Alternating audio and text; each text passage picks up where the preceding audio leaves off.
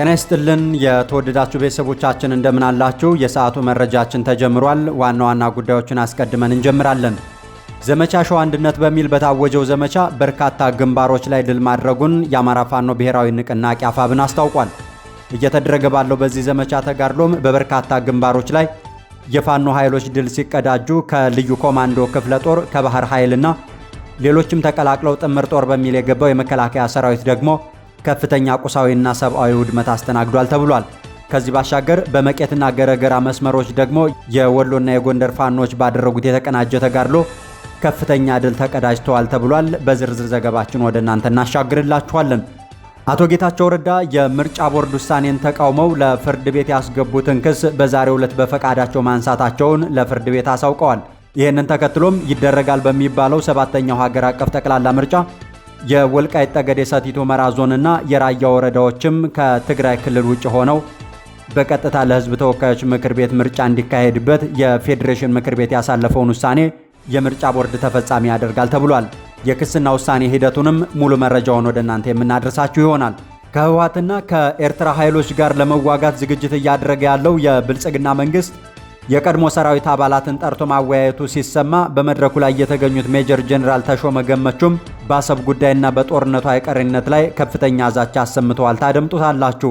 በኢትዮጵያ የሰብአዊ እርዳታ አሰጣጥ ላይ የተንሰራፋው ማጭበርበርና ሙስና በከፍተኛ ሁኔታ ተባብሷል ሲል ዩኤስኤአይዲ ገልጿል። ቢሮ ባወጣው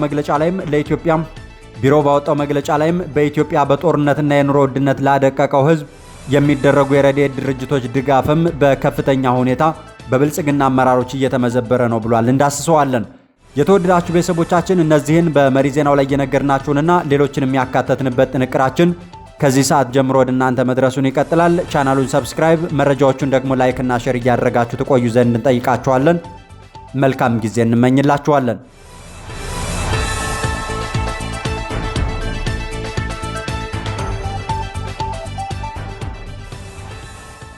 ወደ ዝርዝር ዘገባዎቻችን እናቀናለን። የተወደዳችሁ ቤተሰቦቻችን በፋኖና በመከላከያ መካከል እየተደረገ ባለው ውጊያ በዛሬው ዕለትም በበርካታ አካባቢዎች ላይ በርካታ ውጊያዎች ሲደረጉ ውለዋል።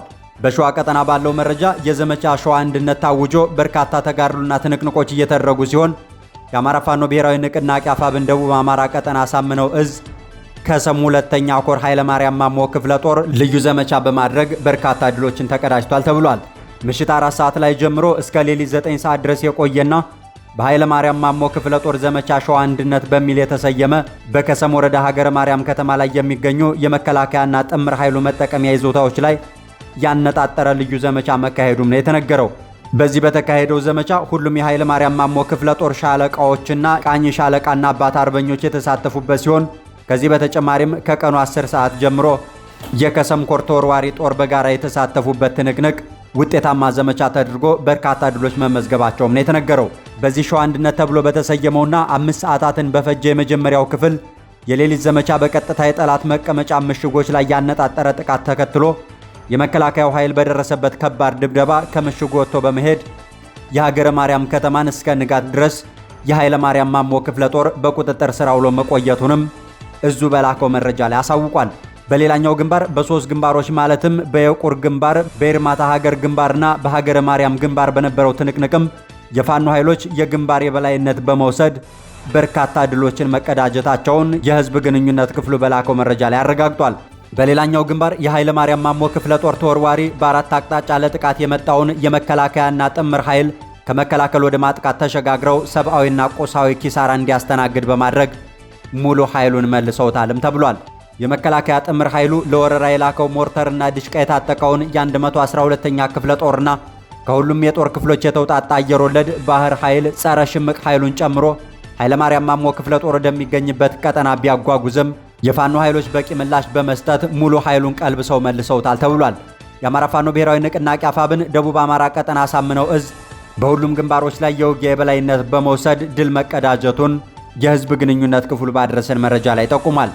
በሌላኛውና በወሎ መስመር ከመቄት ፍላቂትና ገረገራ እስከ ላስታ የተለያዩ ቦታዎች ላይ ውጊያዎች የተካሄዱ ሲሆን የአማራ ፋኖ ብሔራዊ ንቅናቄ ሰሜን አማራ ቀጠና ዳግማዊ አጤ ምኒልክ ዕዝ በላከው መረጃ በርካታ ድሎችን ተቀዳጅተናል ብሏል። በሰሜን ወሎ ዞን በመቄት ወረዳ ፍላቂት ገረገራ ከተማ በቅርብ ርቀት ላይ አግሪት ተብሎ በሚጠራው አካባቢ ላይ በተደረገ ውጊያ የአማራ ፋኖ ብሔራዊ ንቅናቄ አፋብን ምኒልክ ዕዝ 303ኛ ግዙፉ ጀነራል አሳምነው ጽጌ ኮር 81ኛ ራስ አንችምና ውባንታ ባተ ክፍለ ጦር የ106ኛ ኮር 22ኛ ክፍለ ጦር ቃኝ እንደዚሁም በጋይንት ዙሪያ ከሚንቀሳቀሰው ራስ ጋይንት ልዩ ተወርዋሪ ክፍለ ጦር በተውጣጡ አሃዶች ከጠዋቱ 12 ሰዓት እስከ አመሻሽ 10 ሰዓት ተኩል ድረስ በፈጀው ውጊያ በርካታ ድሎች ተመዝግበዋል ብሏል። በጥምር ተደራጅቶ የገባው የመከላከያ ኃይልም ፍላቂትና ገረገራ ከተማ ከሚገኘው ካምፕ ወጥቶ ሲንቀሳቀስ በተፈጸመበት ጥቃት የመቄት ወረዳ ሰላምና ደህንነት ኃላፊውን መካሻ ይመርን ጨምሮ በርካታ የመከላከያና የጥምር ኃይሉ አባላት መቁሰላቸውም ተሰምቷል። ጦርነቱ ከተጠናቀቀ በኋላ በንጹሃን ላይ ጥቃት ተፈጽሟል ያለው ዕዙ በዚህም አንድ መምህርን ጨምሮ ወታደራዊ ተሳትፎና የውጊያ እንቅስቃሴ የሌላቸው 5 ንጹሃን ነዋሪዎች በመከላከያ መገደላቸውን በላከው መረጃ ላይ ጠቁሟል።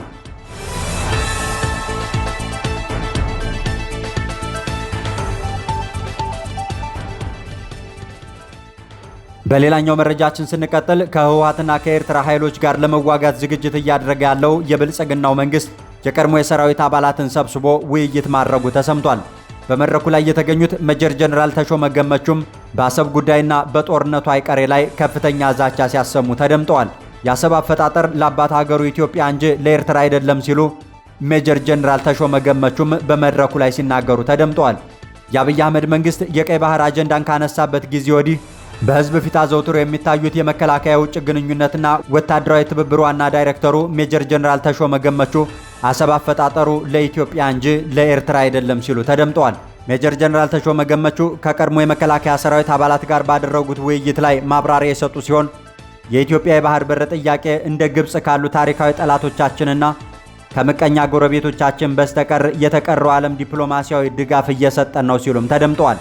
ጀነራሉ ዲፕሎማሲያዊ ድጋፍ እያገኘን ነው ከሚለው ንግግራቸው ጥቂት ወራት ቀደም ብሎ ደግሞ የኢትዮጵያ ወጣት አሰብን ለማስመለስ ተዘጋጅ ሲሉ ከዲፕሎማሲ የሚቃረንና ደም መፋሰስን የሚጋብዝ የክተት አዋጅ የሚመስል ብርቱ ንግግር ሲያደርጉ መደመጣቸው አይዘነጋም። ጀነራሉ በአድዋ ሙዚየም በተካሄደው ውይይት ላይ ተገኝተው ባደረጉት ንግግር እኛ የባህር በር የተዘጋብንና ከባህር የተገለልን አይደለንም፣ ይልቁንም ከውቅያኖስ ጋር የተሰናሰልን ነን የሚል የብልጽግና አመራሮችና ካድሬዎች ዘወትር የሚያስተጋቡትን ትርክት የሚቃረን አዲስ የቀይ ባህር ትርክትም አስተዋውቋል። ሜጀር ጀነራል ተሾመ ገመቹ በማብራሪያቸው ላይ የአሰብ ወደብ ለኤርትራ ሳይሆን ኢትዮጵያን ብቻ እንዲያገለግል ታስቦ የተፈጠረ ነው ሲሉ አሰብን በመልክዓ ምድር አቀማመጡ ጭምር የኤርትራ አይደለም የሚል አንድምታ ያለውም ንግግር አድርጓል። የመከላከያ የውጭ ግንኙነትና ወታደራዊ ትብብር ዋና ዳይሬክተሩ አክለውም አሰብ ወደብን በኤርትራ ያሉ ግመሎች እንኳን አያገኙትም ሲሉም ተደምጠዋል።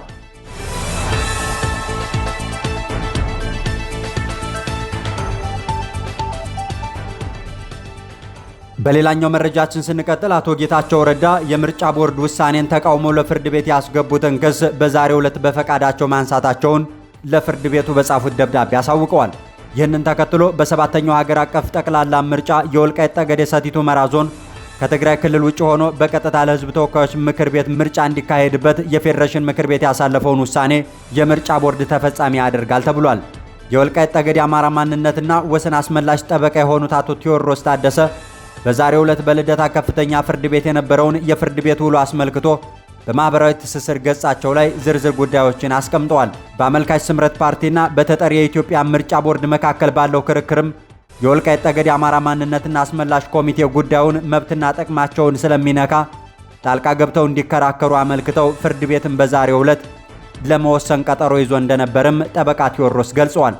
በዛሬው ችሎትም አመልካች በጠበቃ አማካኝነት በመቅረብ ክስ የማንሳት አቤቱታ ማቅረቡን ተከትሎ ፍርድ ቤቱ የአመልካችን ክሴን አንስቻለሁ አቤቱታን አንብቦ እንደ ወልቃይት ጠገዴ አማራ ማንነት ወሰን አስመላሽ ኮሚቴ ጠበቃ 4 አስተያየቶችን ማቅረባቸውንም ጠበቃ ቴዎድሮስ ገልጸዋል። በዚህም መሰረት አቶ ቴዎድሮስ ከሳሽ ክሱን የመሰረተው በፓርቲው ሊቀመንበር አቶ ጌታቸው ረዳ አማካኝነት በአካል ቀርቦ ነው። አሁን ደግሞ ከሳሽ ክሱን አንስቻለሁ የሚል አቤቱታ ያቀረበው በጠበቃ አማካኝነት ነው። ስለሆነም ፍርድ ቤቱ ተወካይ ጠበቃ ክስ የማንሳት ውክልናና ስልጣን በውክልናው ዝርዝር መኖሩን እንዲያረጋግጥ፣ ካልሆነ ግን ከሳሽ ክሱን በመሰረቱበት አግባብ ራሳቸው በአካል ቀርበው አቤቱታቸውን እንዲያቀርቡ አሳስበዋል። ሁለተኛ፣ ከሳሽ ባቀረቡት ክስ ምክንያት ፍርድ ቤቱ የሰጠውን ጊዜያዊ እግድ በማንሳት የፌዴሬሽን ምክር ቤት ውሳኔ በምርጫ ቦርድ በኩል ተፈጻሚ እንዲደረግም አሳስበዋል። ሶስተኛ ከሳሽ ቀድሞውንም የመሰረቱት ክስ ከቅን ልቦና የመነጨ ነው ብለው ስለማያምኑ መብትና ጥቅማቸውን አረጋግጠው ማቅረብ ስላለባቸው ክሱን ካነሱ በኋላ በዚህ ጉዳይ ላይ ዳግም የመክሰስ ሁኔታ እንዳይፈጠርና ለተጨማሪ መጉላላት እንዳይዳርጉ ፍርድ ቤቱ በዚህ ጉዳይ ላይ ዳግም የመክሰስ ክልከላ እንዲጥልም አሳስበዋል። አራተኛ ከሳሽ ከመሰረቱ በኋላ መልሰው ለማንሳት በጠየቁት ክስ ምክንያት ለተለያዩ ወጪዎች ጣልቃ ገባ አመልካች ስለተዳረግን እነዚህ ወጪና ኪሳራዎችን ሲያቀርቡ ከሳሽ ወጪውን እንዲችሉ እንዲወሰንላቸውም ጠይቀዋል።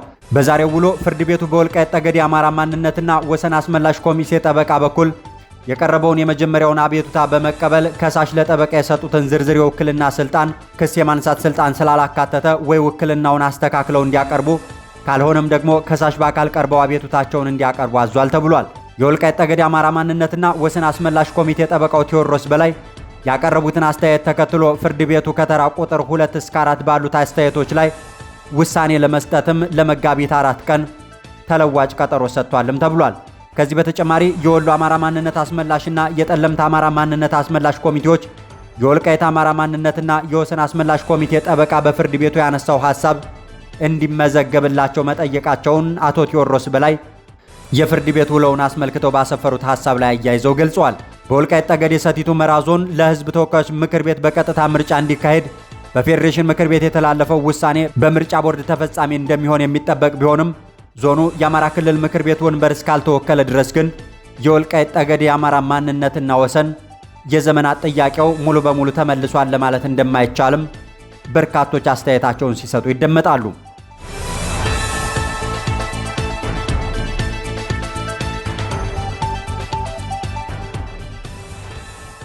በሌላኛው መረጃችን ስንቀጥል በኢትዮጵያ የሰብአዊ እርዳታ አሰጣጥ ሂደት ላይ የተንሰራፋው ማጭበርበርና ሙስና የድርጅቱ ዋና ኢንስፔክተር ታዛቢ ቢሮ በኢትዮጵያ መካከለኛውና የሰሜን ምዕራብ አካባቢዎች ላይ በአሜሪካ መንግስት የገንዘብ ድጋፍ በሚካሄዱ የሰብአዊ እርዳታ ፕሮግራሞች ላይ የሚፈጸሙ የማጭበርበር ድርጊቶች በከፍተኛ ሁኔታ እየተባባሱ ቀጥለዋል ብሏል። ቢሮው ባወጣው ሪፖርት ላይ እንዳመለከተው የየአካባቢዎቹ ማህበረሰብ መሪዎች ስልጣናቸውን ያለ አግባብ በመጠቀም ከእርዳታ ተጠቃሚዎች ገንዘብ እንደሚቀበሉ በርካታ ጥቆማዎች ደርሰውኛል ብሏል። ሪፖርቱ የማጭበርበር ተግባራቱ የሚፈጸሙባቸው ናቸው ያላቸውን 3 ዋና ዋና መንገዶች በኦሮሚያ በአፋርና በትግራይ ክልል የሚገኙ የአካባቢ መሪዎች ነዋሪዎች በእርዳታ ፕሮግራም ተጠቃሚ እንዲሆኑ ቅድመ ሁኔታ በማስቀመጥም ገንዘብ እንደሚቀበሏቸውም ገልጿል። በአንዳንድ ሁኔታዎች ላይ መሪዎች የሚሰበስቡት ገንዘብ ለፖለቲካ ወይንም ለበዓል ማክበሪያ ፈንድ እንደሆነ በማስመሰል ሐሰተኛ ምክንያት ያቀርባሉ። ከእርዳታ ዝርዝር ውስጥ ደግሞ ትክክለኛ እርዳታ ተጠቃሚ የሆኑ ሰዎችን ከዝርዝር ውስጥ እንዲሰረዙም ይደረጋል። በመቀጠልም ለእርዳታው ብቁ ያልሆኑ ሌሎች ግለሰቦችን ጉቦ ወይንም ኮሚሽን እንዲከፍሉ በመጠየቅ የተሰረዙ ትክክለኛ ተጠቃሚዎች በእነዚህ ግለሰቦች እንዲተኩ በአካባቢው መሪዎች ወይንም በፕሮግራሙ ሰራተኞች ይደረጋል ብሏል። ማህበረሰቡ ስለሚፈጸሙ ማጭበርበርም ሆነ ሌሎች የሙስና ድርጊቶች ጥቆማ ካቀረበ የየአካባቢው መሪዎችና የፕሮግራሙ ሰራተኞች ከእርዳታ ተጠቃሚዎች ዝርዝር ውስጥ እንደሚሰርዟቸው፣ ዛቻ እንደሚፈጽሙባቸውም በሪፖርቱ ላይ ተመላክቷል። በጦርነትና የኑሮ ውድነት የሚጠብሱት የመንግስት ሹማምንትም የረድኤት ድርጅቶች የሚያቀርቡለትን ድጋፍም ጭምር እየዘረፉና ከዘረፋ የሚተርፈውንም ሲያከፋፍሉ ከፍተኛ የገንዘብ መጠን ለክፍያ ይጠይቁታል ተብሏል። የተወደዳችሁ ቤተሰቦቻችን ለሰዓቱ ጥንቅራችን የያዘላችሁ መረጃዎች እነዚህ ነበሩ። ስለ አብሮነት ቆይታችሁ እናመሰግናችኋለን። መልካም ጊዜ እንመኝላችኋለን።